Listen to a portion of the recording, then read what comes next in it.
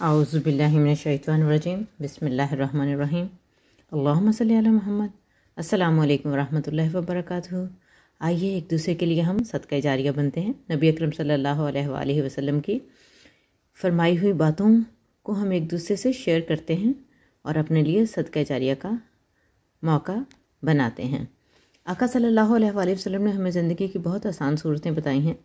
सदकात की शक्लें हैं। अपने भाई के सामने तुम्हारा मुस्कुराना सदका है, तुम्हारा भलाई का हुक्म देना और बुराई से रोकना सदका है,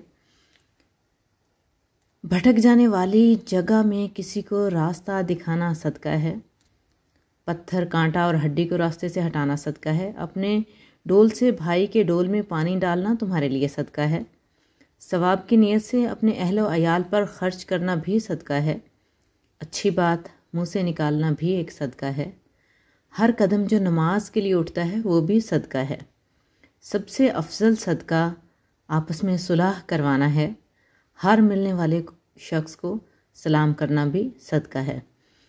देखिए अल्लाह रब्बुल इज़्ज़त ने हमारे ऊपर कितनी रहमतें फरमाई हैं कि आका सल्लल्लाहु अलैहि वसल्लम ने इतनी छोटी छोटी सी बातें जो कि बज़ाहिर करने में मुश्किल नहीं है लेकिन सिर्फ नज़रअंदाज कर दी जाती हैं, अगर हम इन पर अमल करें और किसी भी नेकी को छोटा ना जाने, ना किसी गुनाह को छोटा जाने, ना किसी नेकी को छोटा जाने और इन बातों को एक दूसरे तक फैलाएं, इन पर अमल करें और एक दूसरे को तरगीब दें और माहौल ऐसा बनाएं कि सब बातें जो हैं कोई मुश्किल नहीं है, इन पर कोई ख़र्चा नहीं आता।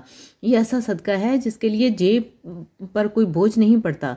तो क्यों ना हम आका सल्लल्लाहु अलैहि वसल्लम की बातों को आगे फैलाएं, इन पर ख़ुद भी अमल करें, दूसरों के लिए भी सदका जारिया का मौका फराहम करें। अस्सलाम वालेकुम।